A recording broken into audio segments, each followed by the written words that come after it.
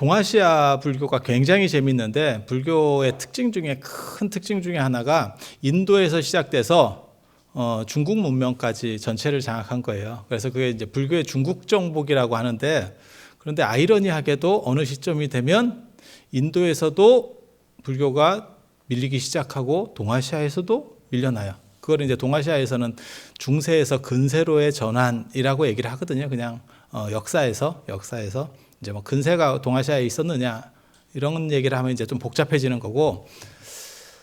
근데 그 전에도 유교가 있지 않아요? 제가 흔히 그렇게 얘기하는데 조선시대 때 유교의 불교가 500년 두드려 맞았어요 라고 하지만 실제로 우리는 이득 본 거다, 저는 그렇게 얘기하거든요. 왜? 그 전에 우리가 열심히 때리고 있었기 때문에. 그 전에도 유교 있었습니다. 유교가 먼저 들어왔을 것 같아요? 불교가 먼저 들어왔을 것 같아요? 우리나라에? 유교가 당연히 먼저 들어왔습니다. 근데 왜 아무 문제 없다가, 고려시대 때까지 아무 문제 없다가 조선이 들어서니까 갑자기 이렇게 치고받고 싸우고 난리가 난대요? 고려 때까지는 한마디로 얘기해서 불교가 유교를 이기고 있었습니다.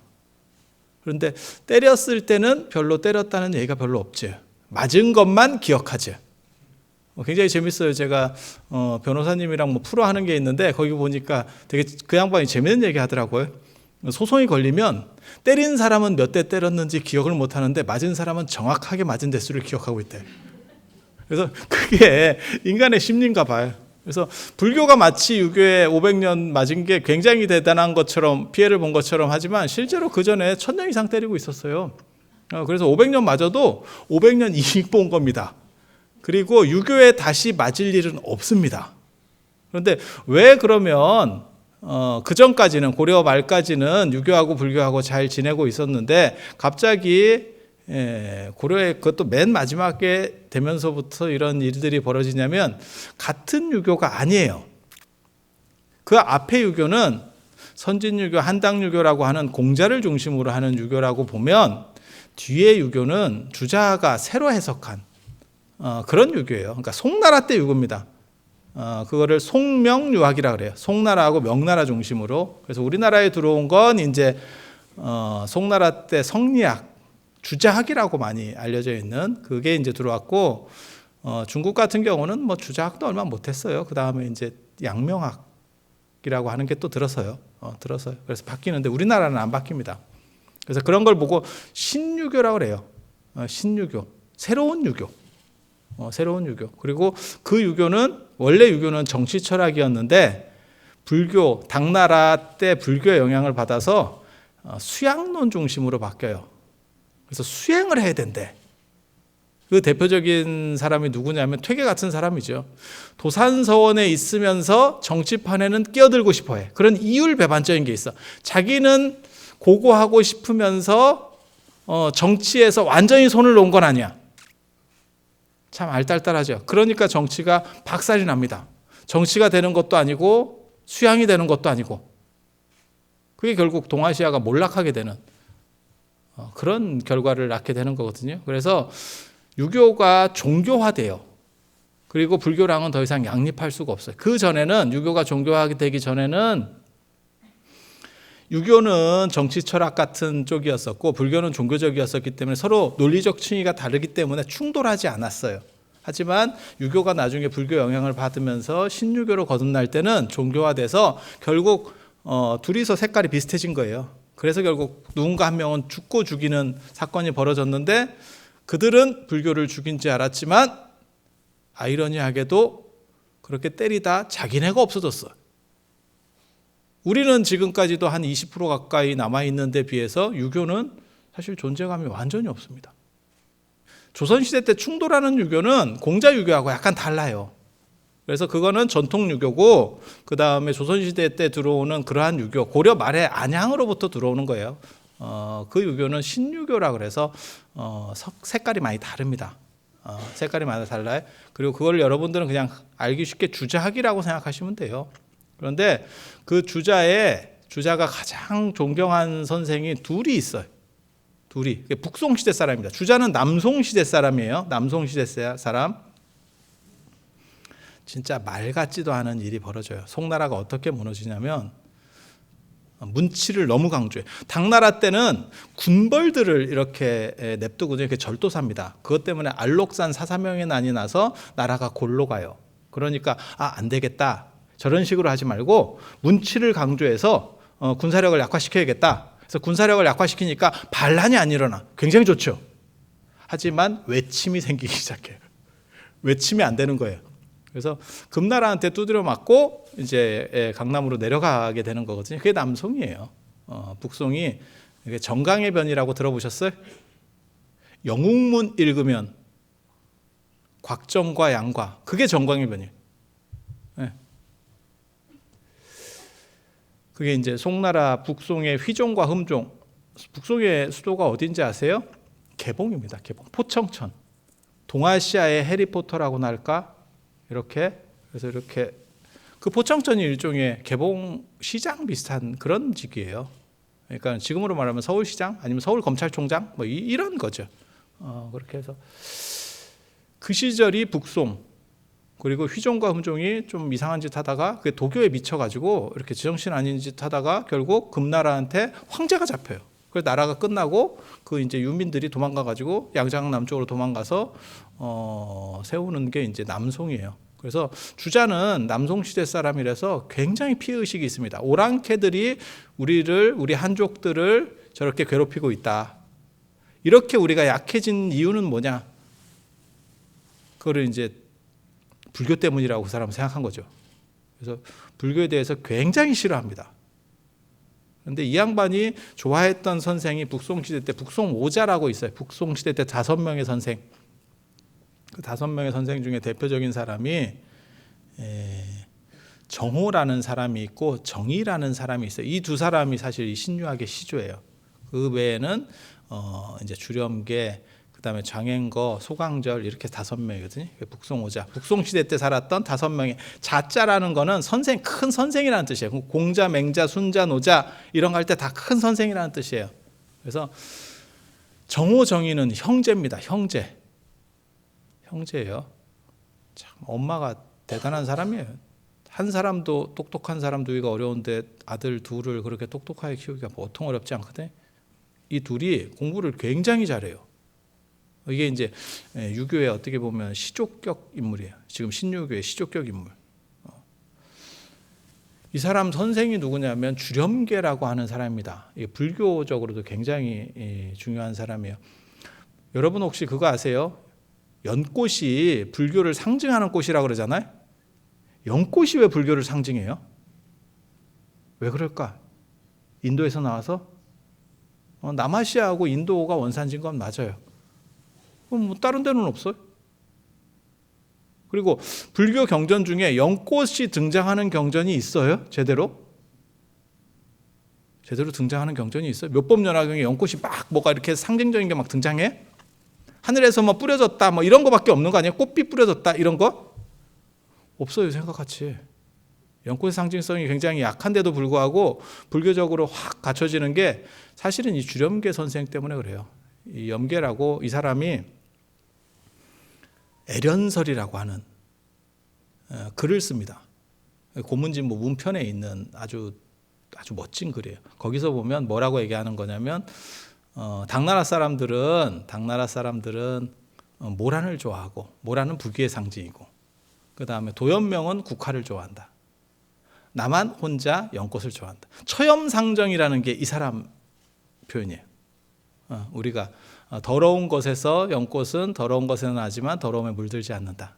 그래서 나는 이거를 화중군자라고 한다. 꽃 중에 군자라고 한다. 이것 때문에 연꽃은 불교적인 상징이 되는 동시에 유교에서도 그대로 다 쓰입니다. 그래서 도산서원이나 경회루에도 원래 경복궁 경회루에도 연꽃이 심어져 있었어요. 왕궁이나 도산서원 같은 데도 연꽃이 쓰일 수 있었던 게 유교의 시조라고 할 만한 이 사람이 이 연꽃을 좋아하고 그 다음에 그 여산이라고 하는 이 사람이 살았던 데가 여산인데 그 여산 하면 독림사라고 하는 유명한 절이 있습니다. 독림사라고 하는 유명한 절이 있어요. 그 여산 해원스님 들어보셨어요? 해원스님이 3분이 있거든요. 여산해원, 정영사해원, 정법사해원 이러는데 여산해원이 어떻게 보면 정토종의 시조입니다. 나중에 이제 여러분이 정토 수업을 들으시면 여산 회원 얘기를 들을 거예요. 굉장히 멋있는 사람입니다. 조금이라도 계율적인 거를 범하지 않으려고 했었던. 그래서 그분이 123명을 모아놓고 정토 결사를 하는 게 백년결사. 그 뭐 얘기하면 진기한 얘기들이 굉장히 많아요. 그런데 주렴계가 교류했던 거는 독림사의 여산 스님은 아니고 해원 스님은 아니고 독림사의 상총 스님하고 교류를 했어요. 그래서 불교적인 영향도 굉장히 많이 받은 사람인데 이 사람이 정오하고 정의 맞박하고 턱조가리 선생들을 가르칠 때, 제자를 가르칠 때 꼭 한 말이 있어요. 저는 이 얘기를 굉장히 좋아하거든요. 공자의 수제자가 안회라는 사람입니다. 언제 죽었냐면 32살에 죽어요. 32살에. 여러분들 같으면 지금 여러분은 다음 생을 살고 있는 겁니다. 안회를 기준으로 보면. 근데 32살에 죽어요. 근데 이 사람을 아성이라고 그러고, 공자가 안회에 대한 평가를 여러분도 들어보셨을 거예요.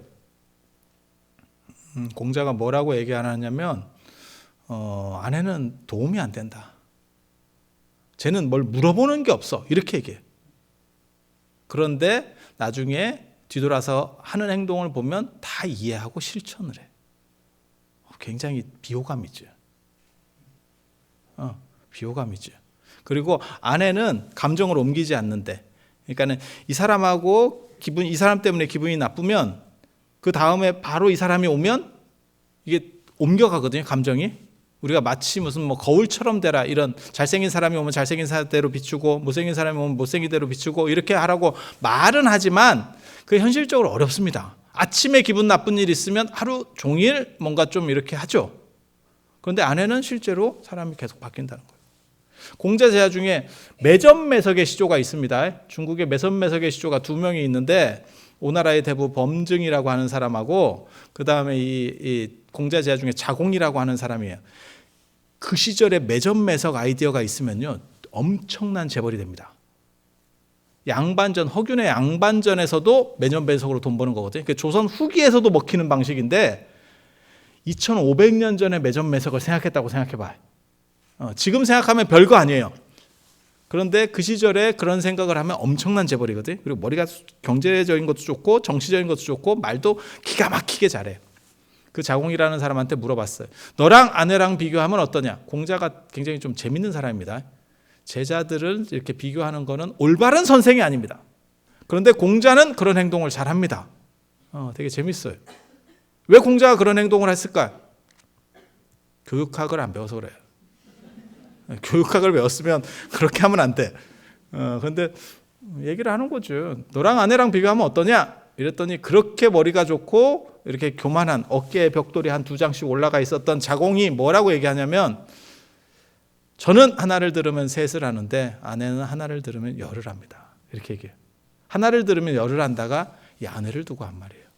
아내를 두고 한 말이에요. 그리고 불교에서는 여기다가 이제 곱하기 이제 쫙 올려가지고 일문천호라는 말을 만들어내죠. 하나를 들으면 천을 한다. 그래서 유교는 비교가 안 된다. 이제 이렇게 쓰는 건데, 그 아내라는 사람이 32살에 죽은 이유가 있어요. 영양실조입니다. 사인이. 집이 가난해서.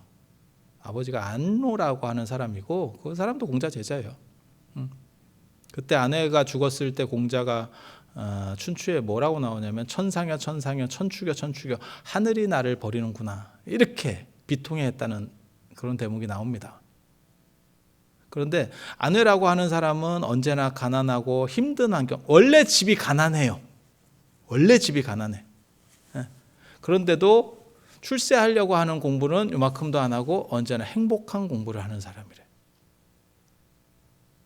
돈 되는 공부는 됐고 마음 공부를 중심으로 하는 사람이래. 그래서 주렴계 선생이 정오 정의를 가르칠 때, 명도하고 이천을 가르칠 때 뭐라고 가르치냐면 수업 시작할 때 늘상 하는 말이 있대. 그게 뭐냐면 아내가 그렇게 누추한 환경 속에서도 배움을 잃지 않았던 그것은 무엇인가? 너네가 한번 그걸 생각해보라. 그리고 나서 수업을 한대. 그러니까 아내가 불행한 환경 속에서도 행복하게 공부를 할 수 있었던 그것은 무엇인가? 근데 저도 여러분들한테 늘상 제가 사실 여러분을 보고 있으면서 무슨 생각이 드냐면 늘상 수업 때 그런 생각이 들어요. 너무 얼굴이 씩씩하다. 종교인으로서는 뭔가 이렇게 고난에 찌들린 듯한 느낌이다. 사람이 행복하면 행복한 사람의 표정이 있어요. 그거는 경제력하고 관련되는 게 아니에요. 사람의 행복이라는 거는 꼭 돈만 갖고 되는 게 아니에요. 물론 돈이 있으면 좀 더 행복해요. 그래서 제가 여러분들에게 사실 강조하고 싶은 거는 부처님은 왜 출가했겠는가에 대해서 생각해 보자. 그 얘기를 하고 싶어요. 부처님은 뭔가 불만족스러우니까 출가를 하셨지 않을까? 모든 생명 있는 것들은 유기체는 자기를 보호하려는 속성이 있어요. 그래서 함부로 안 죽습니다. 그래서 제가 늘상 얘기하잖아요. 서울역 앞에서 노숙자가 될지언정 그 사람들 자살 안 한다고. 그게 보통 생명 있는 존재들의 행태예요. 자살은 누구냐면 너무너무 살기가 힘든 거예요. 우리가 볼 때는 그 사람은 되게 편한 거 아니에요? 라고 할지 모르지만 행복하지 않아서였겠지.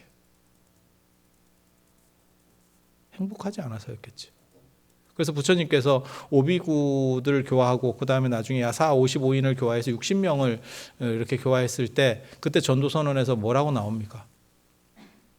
두 사람이 한 길로 가지 마라. 처음도 좋고 중간도 좋고 끝도 좋은 행복한 이야기를 해줘라. 라고 하는 얘기가 나오잖아요.